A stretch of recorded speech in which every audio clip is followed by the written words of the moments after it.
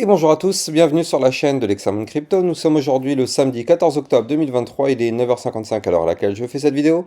On va faire un point bien sûr sur le Bitcoin et on va regarder aussi quelques cryptos du top 100. On démarre avec cette cryptomac qui reprend des belles couleurs. On a le XDC et le STX 4%, 6%, le Clay plus 6%, ça fait plaisir. On a quand même des altcoins qui reprennent quand même des pourcentages assez sympas. Bien sûr, ça c'est parce que le Bitcoin remonte un petit peu depuis hier, donc forcément dès que le Bitcoin remonte, tout remonte avec lui. Allez, on démarre avec deux petites actualités. La première, vous avez dû en entendre parler, c'est que du coup, Bybit, pour l'instant, ils ont fermé les inscriptions pour les nouveaux arrivants en France, parce qu'en fait, vous le savez, maintenant, toutes les plateformes qui ne sont en France pas considérées PSAN ne peuvent plus ou ne pourront plus accepter de nouveaux enregistrements d'utilisateurs. Donc là, c'est-à-dire que Bybit, pour l'instant, ne sont pas encore PSAN.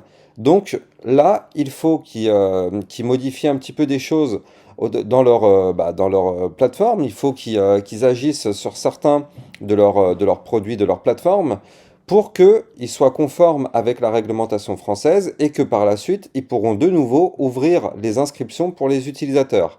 Là, pour l'instant, si vous êtes utilisateur de Bybit, vous pouvez toujours utiliser tous les services, il n'y a pas de problème, hein. C'est juste pour les nouveaux arrivants, ceux qui n'ont pas encore de compte, malheureusement, ils ne peuvent pas créer un nouveau compte. Maintenant, voilà, ça c'est temporaire. Le jour où effectivement Bybit aura mis en place toute la batterie de fonctionnalités et tout ce qu'il faut pour être standard par rapport au PSAN, et effectivement là ils pourront réouvrir les inscriptions aux utilisateurs. Mais moi personnellement, j'ai un compte Bybit, je continue de l'utiliser. Ça fonctionne, hein, ça fonctionne, il n'y a pas de souci, hein. C'est juste vraiment pour les personnes qui n'ont pas de compte dessus, qui veulent créer un compte. Maintenant, il ne faut pas se leurrer, hein. Toutes les autres plateformes feront la même chose, c'est-à-dire que là, il y en a plein qui vont vous dire, oui, moi je vais basculer sur BitGet, ou moi je vais basculer sur OKX, ou je ne sais quelle plateforme. En fait, à partir du moment où en France, les plateformes ne sont pas PSAN, elles auront le même problème. Il y aura deux solutions. Soit la plateforme arrêtera totalement ses services en France, soit la plateforme va devoir fermer les inscriptions le temps que, effectivement, elle fasse ce qu'il faut pour pouvoir derrière supporter les exigences PSAN et par la suite réouvrir. Donc là, les plateformes qui sont encore ouvertes, il ne faut pas se voiler la face. Du jour au lendemain, elles vont fermer les unes après les autres si elles veulent continuer à exercer sur le territoire français le temps de se rendre un peu plus conforme avec la réglementation. Donc là, c'est plutôt une bonne nouvelle en fait pour Bybit, hein. C'est plutôt une bonne nouvelle dans le sens où ils sont en train d'essayer de se rendre un peu plus conforme avec la nouvelle réglementation. Et peut-être que justement avec cette passe, ils vont peut-être avoir par la suite l'agrément PSAN dans les mois à venir, ce qui serait vraiment une excellente nouvelle.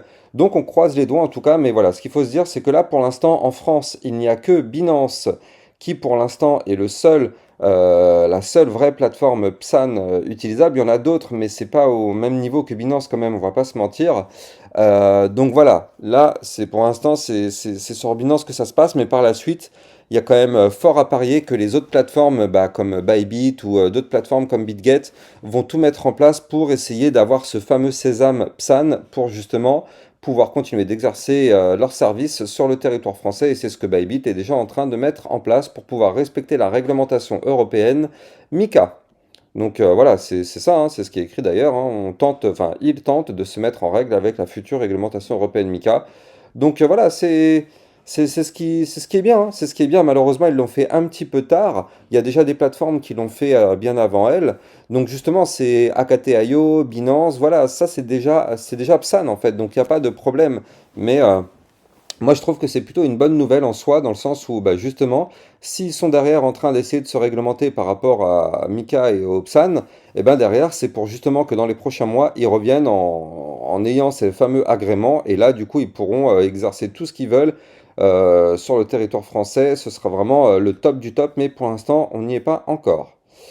Alors, autre nouvelle, Ferrari. Donc il faut savoir que là, il y a Ferrari qui autorise maintenant le paiement en crypto-monnaie dans l'Europe à partir du premier trimestre de l'année 2024. Donc ça aussi, c'est une bonne nouvelle. Ça veut dire que l'adoption continue de se faire petit à petit.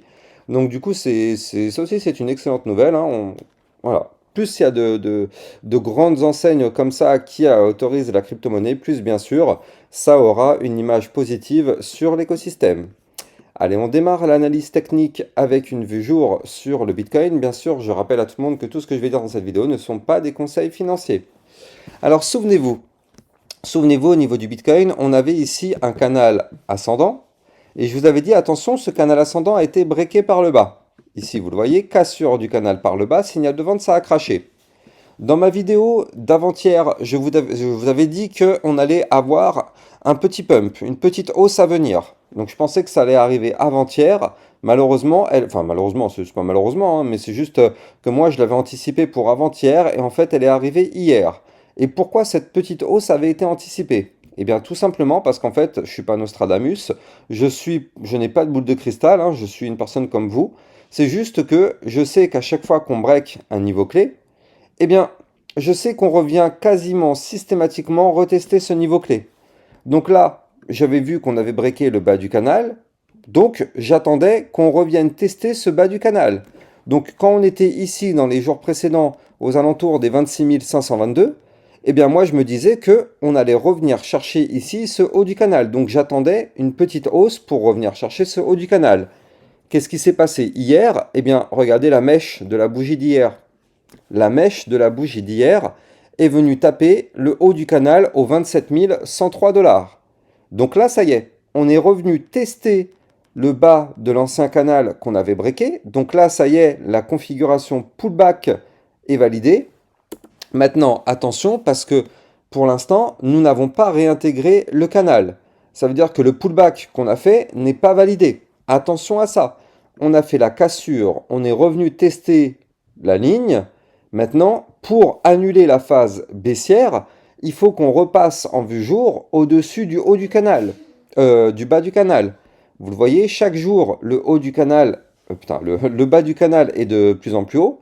Donc du coup, aujourd'hui, le bas du canal se trouve ici, au 27 175. Demain, le bas du canal va se trouver ici. Il va se trouver à 27 228. Tous les jours, le bas du canal va continuer de monter. Donc c'est pour ça que si on veut invalider la phase baissière dans laquelle on est actuellement, il faut impérativement que le pullback clôture dans le canal pour effectivement annuler ça, cette baisse qu'on a là, cette configuration baissière, parce que là on a quand même breaké, et pour l'instant tant qu'on ne repasse pas dedans, le break est fait, on passe en baissier, hein. Attention à ça. Donc là, pour invalider ça, il nous faut une clôture jour dans le canal ascendant pour pouvoir se dire, bon bah ok, c'était une fausse cassure qu'on a eue, boum, on réintègre le canal. Si on réintègre, c'est pour aller chercher le haut du canal.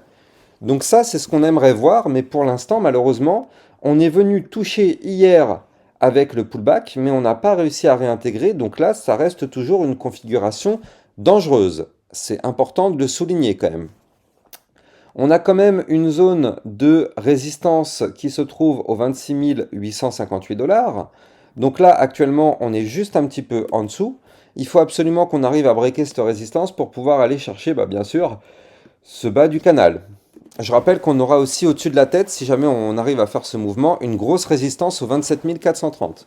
Par contre, le scénario pessimiste, c'est que malheureusement, on n'arrive pas à réintégrer ce canal. Et qu'est-ce qui va se passer? Bien sûr, hein, si on fait ça, on va chuter et on va venir chercher les supports des 26 267 et 26 117 dollars. Voilà, ça, ce sont les deux niveaux clés à venir chercher si on n'arrive malheureusement pas à valider ce pullback. Maintenant, j'ai peut-être des bonnes nouvelles à vous annoncer quand même. Il n'y a pas que des mauvaises nouvelles. Là, en ce moment, on commence peut-être à avoir des choses intéressantes à analyser. Donc là, regardez ça. La vue 4 heures est peut-être une bonne nouvelle. Dans le sens où, en fait, là, vous le voyez, ici, on avait réintégré cette boîte violette qui est ici. Là, vous le voyez, on avait un range. Ici, malheureusement, on l'avait réintégré, puis on s'en était extirpé, puis on l'avait de nouveau réintégré. Et donc là, on a formé ce qu'on appelle, ici, vous le voyez, un double bottom. Rappelez-vous, dans ma vidéo d'hier, je vous avais dit que potentiellement, on pouvait avoir cette figure qui allait apparaître. Parce qu'hier, on n'avait pas encore toutes ces bougies vertes, on ne les avait pas encore hier matin quand j'avais fait ma vidéo. Mais j'avais dit que potentiellement, on pouvait avoir un double bottom ici, qui pouvait nous emmener plus haut. Et donc, on va regarder ensemble, parce que là, effectivement, ce double bottom, il s'est validé. Et donc, est-ce qu'on a été chercher la target du double bottom? Eh bien, oui, on a été chercher la target, on a même été chercher un petit peu plus haut. Je vous avais dit hier que la target du double bottom, elle se trouvait ici. Donc elle se trouvait au 27 065.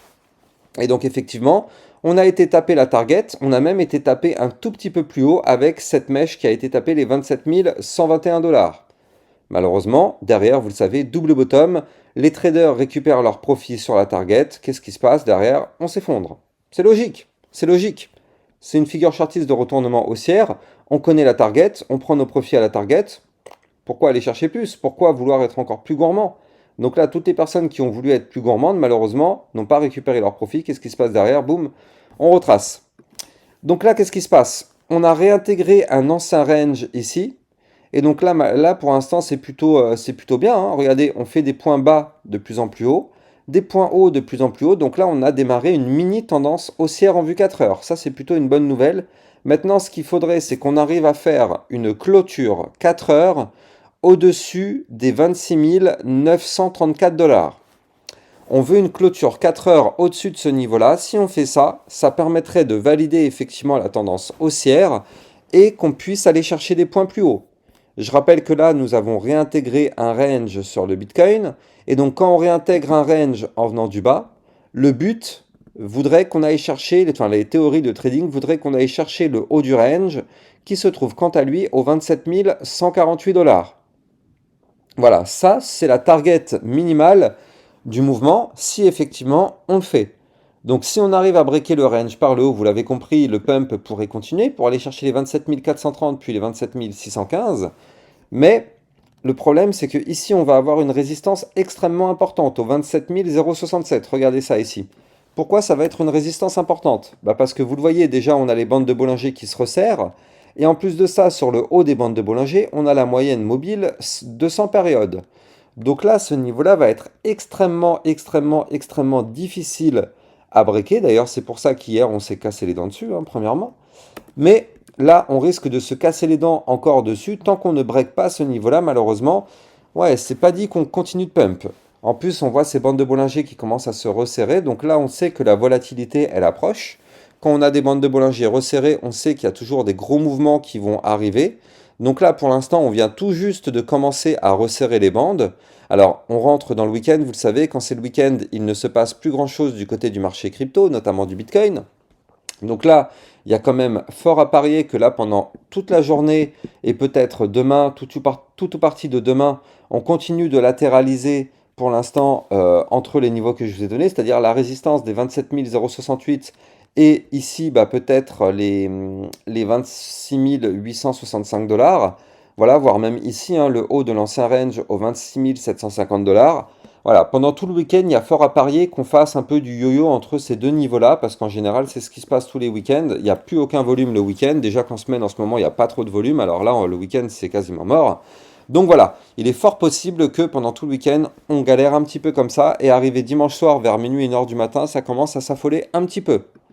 Bon, je pense qu'on a fait le point sur le Bitcoin, on est plutôt complet et plutôt chirurgical sur le Bitcoin, hein. Vous le savez, moi sur ma chaîne YouTube, j'aime bien vraiment les niveaux chirurgicaux. On va parler maintenant des cryptos du top 100. Eh bien, on démarre directement avec le XRP qui nous a fait un mouvement sympa hier, hein. De toute façon, en fait, c'est pas le XRP, hein. Là, vous le voyez, cette bougie qui est là, c'est à l'image du Bitcoin. De toute façon, regardez, je vais prendre 3 cryptos au hasard. Voilà, je prends le OGN, qu'est-ce qu'on voit? On voit une grande bougie ici. Je prends le NIR Protocol, on voit une grande bougie ici. Je prends le Aptos, c'est pareil, on voit une grande bougie. Donc du coup, tout a suivi le Bitcoin. Dès que le Bitcoin a fait un mouvement ici, là, sur une belle bougie avec une grande mèche, toutes les crypto-monnaies du marché ont fait le même mouvement parce que je le rappelle, tout suit le Bitcoin. C'est pour ça d'ailleurs que dans mes vidéos, je commence toujours par analyser le Bitcoin parce que dès qu'il crache, tout crache avec lui. Dès qu'il pump, tout pump avec lui. Bref, là, au niveau du XRP, on est dans une configuration plutôt intéressante dans le sens où, regardez ça. On avait fait hier le double bottom que je vous avais parlé, je vous l'avais dit hier dans ma vidéo. Double bottom sur le XRP. On avait breaké ici la ligne de coup au 0,4830. C'était le niveau clé qu'il fallait breaker. On l'a breaké. Maintenant, on revient tester ce niveau-là qui nous sert maintenant de zone de support pour faire le fameux pullback. Comme je vous le dis à chaque fois, dès qu'on break un niveau clé, on revient tester le niveau clé. Maintenant, ce qu'il faudrait, c'est qu'on arrive à breaker à minima ici les 0,4851 et pour moi le niveau clé qu'il faut vraiment qu'on arrive à breaker en vue 4 heures de façon validée, confirmée, pullback compris, c'est les 0,4863 qui correspond au bas d'un ancien range. Le link, Chainlink, qu'est-ce qui se passe sur le Chainlink? Et bien lui, vous le voyez, hein, il a... Allez, je vais vous le dessiner.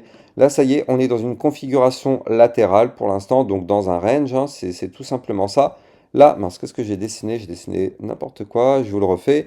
On est dans un range, donc qui dit range dit latéralisation. Donc le range à suivre, il est ici, je vous le donne. Voilà, alors le haut du range, ils sont mes points de contact, 1 point, 2 points, 3 points, voilà, parfait. Donc là, pour le Chainlink, il faut absolument qu'on break ici les 7,389 si on veut reprendre une phase haussière. Par contre, attention à ne pas breaker le bas du range en vue 4 heures au 7,109. Donc là, vous l'avez compris, tant qu'on est compris dans ces niveaux-là, il ne se passera rien. Mais si on break d'un côté ou de l'autre, c'est là où ça va commencer à s'exciter un petit peu. BNB, c'est pareil, on a formé maintenant, ça y est, une latéralisation. Donc du coup, pour l'instant, tant qu'on est dans le range que je vais vous dire, eh bien malheureusement, nous sommes en configuration latérale, donc il ne faut plus espérer de mouvement. Donc là, on est plutôt vers le bas du range. Le niveau clé à sauvegarder, c'est les 205,5. Le niveau clé à breaker, si on veut du pump, ce sera les 208,30. Le Litecoin, exactement pareil, qui a démarré une latéralisation, donc ça, je vais vous le dessiner ici. Alors, ce qui est bien, c'est que là, pour le Litecoin, on est plutôt vers le haut du range. C'est-à-dire que ici, il faut absolument qu'on arrive à breaker les 61,64 si on veut du pump. On n'est pas loin, donc effectivement, ça peut être intéressant. D'ailleurs, en parlant de crypto intéressantes, je rappelle que j'ai mis en place un channel dans lequel je vous diffuse des alertes et des analyses techniques tout au long de la journée, ainsi que des alertes concernant des altcoins à suivre. Et je rappelle que ce channel-là, vous allez, pour tous ceux qui vont prendre leur abonnement, vous allez recevoir un email dans lequel vous allez avoir des instructions. Et vous allez aussi avoir sur mon Discord un channel qui comporte ces instructions. Et vous allez aussi avoir sur mon site internet, dans la FAQ, les mêmes instructions. Comme ça, vous êtes sûr et certain de ne pas vous tromper. Là, depuis hier, il y a une ou deux personnes qui m'ont dit qu'ils ont eu des problèmes, ils n'arrivent pas à... Voilà, donc c'est pour ça, n'hésitez pas d'aller regarder les instructions parce que ça fonctionne très très bien pour toutes les autres personnes. Il faut juste suivre les instructions et si vous avez des problèmes, eh ben, allez regarder du côté du channel Discord. Il y a même une petite vidéo explicative pour ceux qui n'y arrivent pas.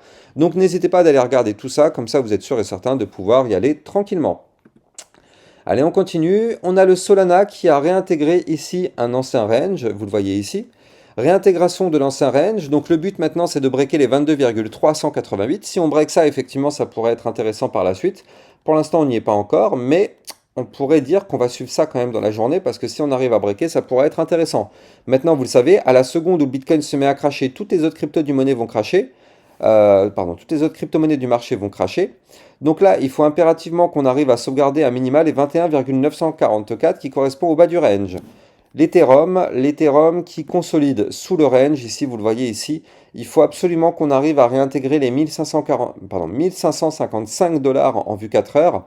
La réintégration de ce range nous permettrait d'aller chercher le haut du range, à l'image de ce qui avait été fait hier. Hein. Regardez, on a été rejeté par le haut du range ici de façon chirurgicale. Donc le niveau clé de résistance par la suite, ce sera, après les 1555, ce sera les 1575. Et le Atom Cosmos qui démarre une phase latérale lui aussi. Donc pour l'instant sur le Atom, tant qu'on est compris dans le range que je vais vous donner, malheureusement il n'y a rien à faire. Il faut qu'on break les 6,726 si on veut du pump. Si on break ce niveau-là, ça pourra être intéressant. En plus de ça, ça correspond pile poil au haut des bandes de Bollinger. Donc effectivement, ça pourra être intéressant. Par contre, on n'y est pas encore, on n'y est pas du tout. Là pour l'instant, on est sous résistance malheureusement. Donc tant qu'on est dans ce range, c'est du trading sur range, il n'y a rien à prendre. Allez, on va continuer sur le Shiba Inu, mais avant d'en parler, je rappelle que les likes et les commentaires sont très très fortement appréciés, que bien sûr c'est grâce à ça que ma chaîne YouTube continue d'évoluer. Je compte sur vous pour le faire, nous sommes samedi, le week-end, je suis toujours là tous les jours, 7 jours sur 7, 24 heures sur 24. N'hésitez pas à liker, commenter, même si c'est juste un petit merci, ça participe grandement à ma chaîne YouTube, et puis moi, juste moi personnellement, ça me fait plaisir de savoir que vous êtes de plus en plus nombreux à liker. Alors, le Shiba, on voit qu'il a formé ici un double bottom. Donc, double bottom, je rappelle, figure chartiste de retournement haussière. Est-ce qu'on a été chercher la target du double bottom? On va regarder ensemble. Alors, cette target, elle était ici. Elle était au 0,006986 et on a été chercher la target avec cette mèche. On a même été chercher un tout petit peu plus haut. Maintenant, le problème, c'est que le Shiba est malheureusement bloqué par un ancien range. Regardez, si je dézoome comme ceci, on voit parfaitement là cette grosse boîte violette qui nous bloque. Donc là malheureusement, bon tout ça je vais les dégager ces lignes, maintenant ça ne nous sert plus, ça nous pollue plus qu'autre chose. peut-être celle-ci qui peut être intéressante. Regardez, si je la prolonge, ouais, c'est intéressant ça. Bref, donc là, on est sous un ancien range. Donc là, maintenant, ce qu'on veut, c'est ici une cassure, une réintégration du range par le bas. Donc ici, on veut une réintégration des 0,007007. Si on réintègre ça par le bas, le but, ce sera d'aller chercher la résistance des 0,007246, voire même le haut du range dans les prochaines semaines, au 0,007494. Malheureusement, tant qu'on est sous le range, malheureusement, on est baissier. Et on va terminer avec le polygone matic. Polygone matic qui a été rejeté pour l'instant par le haut du range, vous le voyez ici. Tant qu'on est malheureusement sous le niveau clé du haut du range des 0,5198, bah malheureusement, oui, on est bloqué, hein, c'est une résistance, on n'ira pas plus haut. En plus de ça, ce niveau-là correspond pile poil aussi au haut des bandes de Bollinger qui sont resserrées. Donc on le sait, si on arrive à breaker ce range par le haut, on pourra avoir une petite remontada du côté du polygone matic. Maintenant, le problème, c'est que là, si on est rejeté, eh bien, si malheureusement on perd les 0,5077, dans ce cas-là, ce sera pour aller chercher des points plus bas. Donc, vous l'avez compris, il faut impérativement breaker par le haut ce range. Voilà, j'espère que vous avez kiffé cette vidéo. N'oubliez pas de liker, commenter, partager. Quant à moi, je vous souhaite un excellent samedi. Je vous dis à demain matin pour une prochaine vidéo. Ciao, ciao!